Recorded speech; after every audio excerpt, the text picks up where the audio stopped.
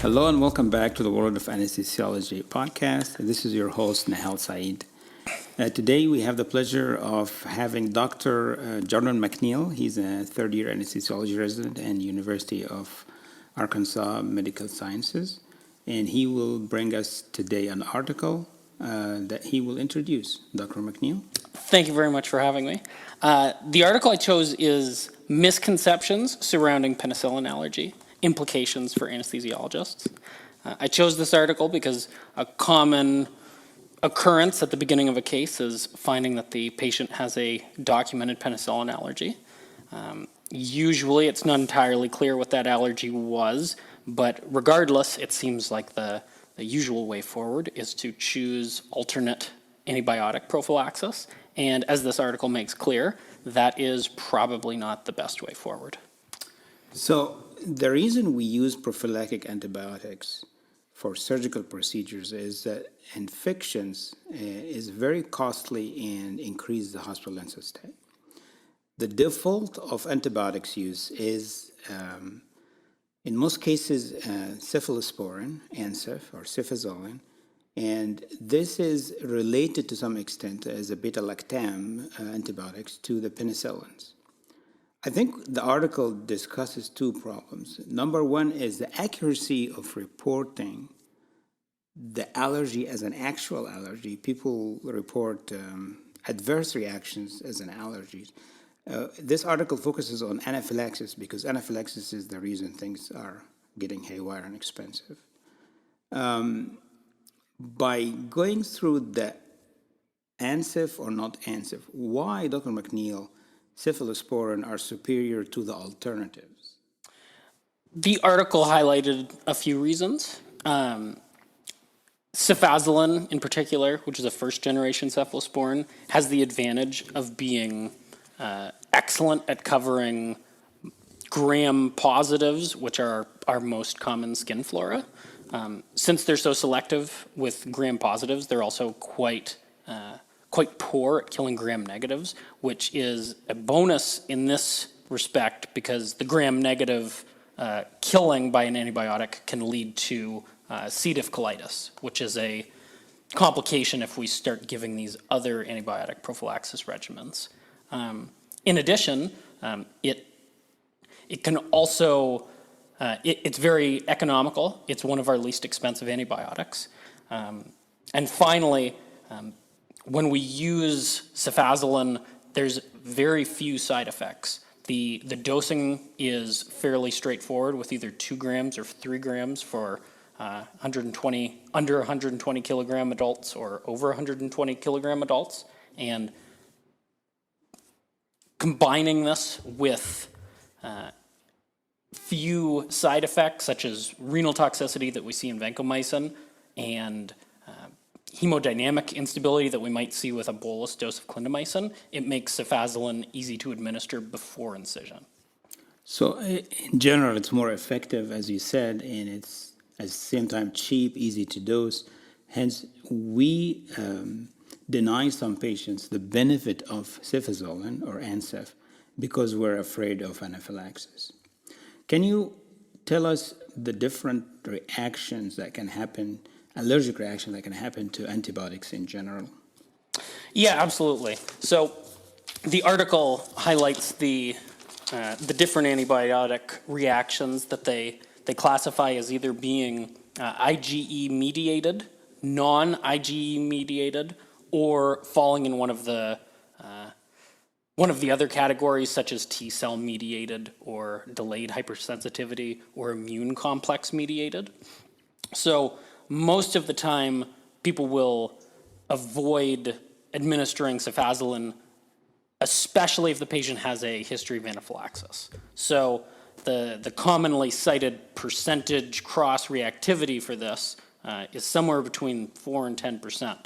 And this has something to do with, in the older studies, where they were finding cross-reactivity between cephalosporins and penicillins, they were usually contaminated with penicillins just because the bacteria that they were using when they were testing this actually for the antibiotic cephalosporin, which most of these studies are based on, was contaminated with penicillin. So none of the often cited 10% is not the actual cross-reactivity number that we're seeing with Cefazoline, since the production of it is much purer than it used to be. So And cefazoline is a little bit different than cephalosporin, right? yeah, so cephalosporin has a similar R group, and the R group is what we're actually concerned with anaphylaxis. So penicillins and cephalosporins, they share the common beta-lactam. That's what makes them in one family together. But what we are worried about with an anaphylactic reaction is not the beta-lactam group. The beta-lactam group does not contribute to anaphylaxis in the vast majority of cases. It's actually the R side group that is connected to the beta-lactam. And penicillin and cefazoline have completely different R side groups, which makes anaphylaxis to penicillin completely unlikely to be cross-reactive with cefazoline. Great.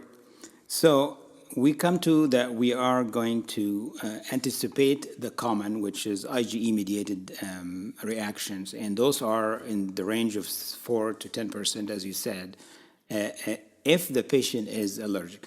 The paper report a review of people who had documented or not documented, but history of penicillin allergy who received cephalosporin in the 60,000+ patients. And the reaction that reported recently on those are very, very small. Would you shine some lights on that? So one of the studies that they did took patients that had a medical record report of penicillin allergy, and they found that this was in approximately 10% of people's charts. So it's the most common thing in a person's chart related to allergies. When they took this group of people and they tested them by retrospectively looking back and seeing if they had any reaction to cephalosporins or if they had allergy testing, they found that 95% of the patients that had penicillin allergy in their chart had a negative skin test, which would be the gold standard for seeing if a person has any kind of anaphylactic reaction to a penicillin. So even if the person did have an anaphylactic reaction to penicillin, it would still be completely reasonable to give cefazoline. But in this case, out of the huge proportion of people that have penicillin allergy documented, 95% of them don't even have a reaction. So it's even less reasonable to proceed with a different antibiotic, given that so few people that report this actually have a real reaction. If we have time before surgery and a patient report a penicillin allergy, do we have option to test those patients? And if so, how do we go about that? So if time is permitting and it seems like the patient has a IgE-mediated reaction, then it's reasonable to proceed with penicillin testing, which usually it's just allergy testing related to skin pricks. So that would give us some information, if only just to correct their chart so they don't get Labeled as such. labeled as having a penicillin allergy, which the article actually goes into. People who are labeled as having a penicillin allergy end up having worse outcomes after surgery, end up having longer hospital stays, and are more likely to be admitted to the ICU just by having that in their chart. That's because they get the alternative antibiotics and their risk of infection go higher. Exactly. In part. Exactly. Of course, we should exclude the severe allergic reaction that are T-cell mediated. Those are like Stevens-Johnson syndrome and all the other T-mediated cell immune against antibiotics. And those not just antibiotics, they are also immunity against other agents. But those are very, very, very rare, and that's not the topic we're discussing here. A patient with a history of Stevens-Johnson syndrome, for example, should not be taken lightly because the cross-reactivity could be very serious, life-threatening, more so than IgE-mediated anaphylaxis. So excluding those patients, most patients with penicillin history of penicillin allergy should be able to take cephalosporins safely. Why anesthesiologists still, when they hear remotely, even without verifying history, exactly what happened and such, they end up still using alternative antibiotics? So that's a good point. One of the important points in the article is if you have any sort of penicillin reaction, a history is very important, because if they end up having, as you were saying, some of these T cell mediated, the type 4 hypersensitivity, that's the one. Hypersensitivity reactions like vasculitis or nephritis or toxic epidermal necrolytis or Stevens-Johnston's, as you were saying, if they have one of these, because that reaction is mediated through the beta-lactam group, it doesn't matter if you have a different R group on your antibiotic because it's reacting to the beta-lactam. So you completely avoid all cephalosporins and penicillins in the future if you were to have one of those reactions. But the question you were asking me, why avoid a cephalosporin if you have a documented penicillin allergy, I think it probably goes into being a little defensive when practicing medicine. If you have a complication, for instance, anaphylaxis, and the patient has a documented negative reaction to an antibiotic, you are clearly the one who is at fault. Although I think this is probably out of proportion with how often you would actually expect a result. Given the cross-reactivity and how many people report a penicillin allergy, you're probably very unlikely to ever have a person have a negative reaction, such as anaphylaxis, to a cephalosporin if they're labeled as having a penicillin allergy. So it adds a little bit of more burden, because if the anesthesiologist need to go back to the chart and say, patient did not have a true penicillin allergy, for example. Maybe the patient had itching or GI symptoms, and those are not IgE-mediated reactions. They are not very serious. Even if they were, patient get labeled penicillin because they had stomach upset after taking an antibiotic. And that would not be true. That's number one. Number two, for them to go back to the chart and delabel them, they become responsible for that. And hence they have to document, and then that might be an issue with time constraints. You don't have time to go and put a full report according to what you discussed with the patient, for example. So they would take the easy way, basically, and say, we'll avoid that and go on. And even if the patient had true penicillin allergy, as we said, it's very unlikely for them to have cephalosporin allergy, especially for Ansif or Cefazoline. And despite that, the headache of using it, people tend to just move on to other antibiotics. Do you think guidelines pointing out to patients with history of penicillin allergy should get alternative antibiotics is not pushing us to use cefazoline despite that history? So this is a good question, because even in this month's, so 2018, it's August, it's the end of July right now. In this month's Anesthesiology, there was another article about using antibiotics in people with penicillin allergy.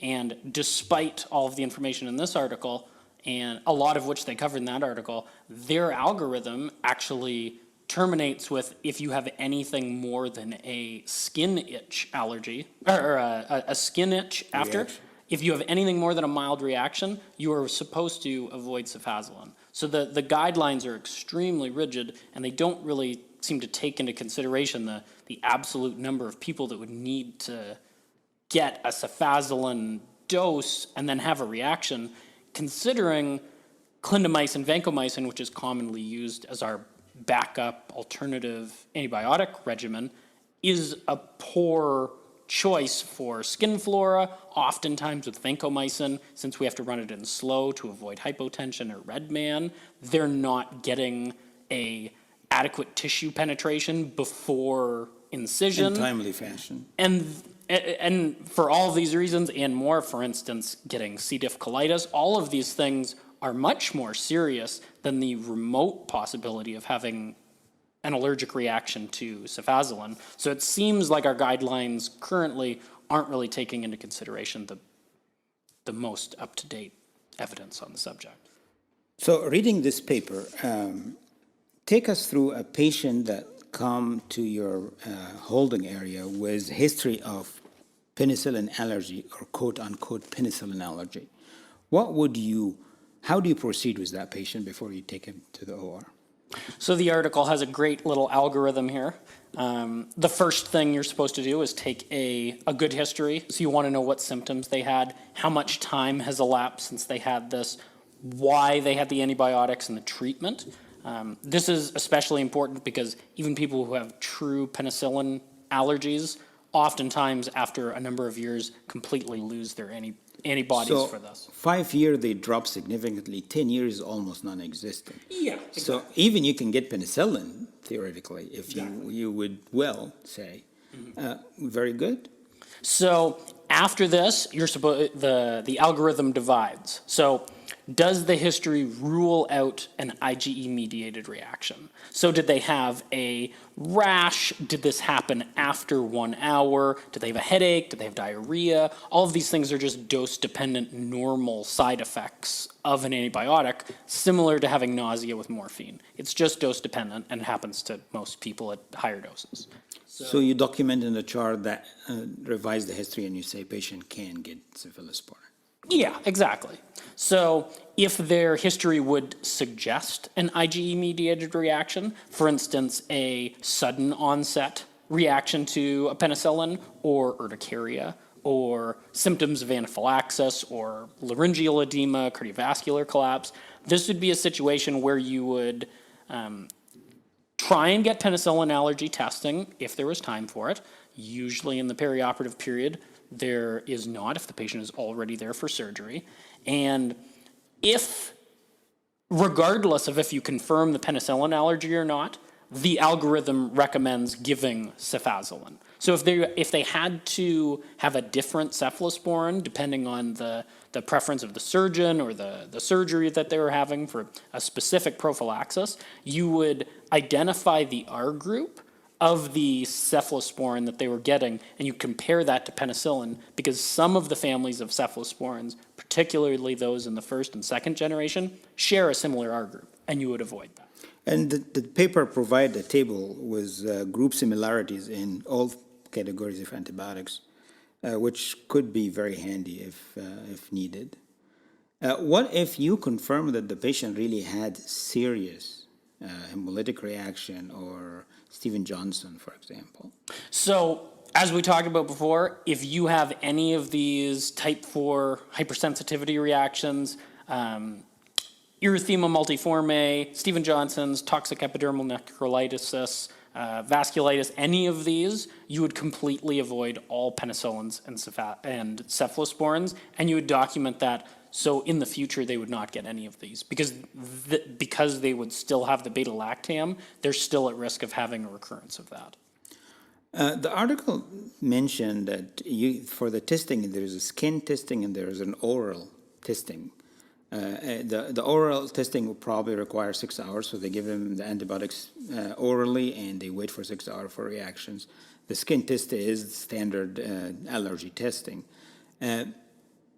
If we get the patient who's suspected to have penicillin allergy in the OR and we are dividing the cephalosporin dose and give them 1/10 of it and wait for a little bit and see if there's a reaction, and if there's not, we finish the dose. Do you recommend that? Do you think there's a scientific basis to doing that? So, no. According to this article and the other article that was in Anesthesiology this month, that is a completely unfounded practice. One of the problems is if you are going to have an anaphylactic reaction, 1/10 of 2 grams or 3 grams is going to give them an anaphylactic reaction. So you're not actually saving them from an anaphylactic reaction. So it's not really a testing, it's actually the actual. It's the actual dose. So if you get 10 times more, you would still have anaphylaxis. So if you're worried about anaphylaxis, it's not going to help. And additionally, if you are having some sort of dose-dependent reaction, then it might give you a false sense of security where they wouldn't have a reaction at 1/10 of the dose, and they would have a reaction at the full dose, but maybe you've kind of technically, air quotes, ruled this out because you gave a test dose. So it doesn't protect you, and it can give you information that you can't really use, so in no way is it helpful. So what I took from this is that cephalosporin, especially Ancef, is very safe despite penicillin allergy history. Even if the history was anaphylaxis, and especially if time passed is long enough, the likelihood of having another anaphylaxis from cephalosporin is very, very rare. It's in the 0.0001%. Is that correct? Approximately, yeah. Okay, so you're still thinking that it might be a little bit more than that. I think the takeaway from the article is that if you have any concerns about a penicillin allergy, one of the concerns that you shouldn't have is administering Cefazoline. And since Cefazoline is our go-to antibiotic prophylaxis in the operating room, it shouldn't enter into your decision-making protocol unless they have one of these rare type 4 reactions. Anything else can be completely ignored. So we'll give answer for those patients. Of course, the article also recommends that the anesthesiologist be very aware of how to treat anaphylaxis if it happens in the rare event it happens, because again, it's life-threatening and it's a reversible condition. So the anesthesiologist, at the end of this article, the anesthesiologist is recommended to learn more about antibiotics. Of course, he knows now that an Ancef is pretty much very safe for those category of patients. And in addition, to be vigilant for anaphylaxis and treat it, and its treatment very well. Yeah. Anything would you like to add? I think that pretty much covers it. All right, and that conclude our podcast today. Until we meet again, have a wonderful summer. Thank you very much. Thank you.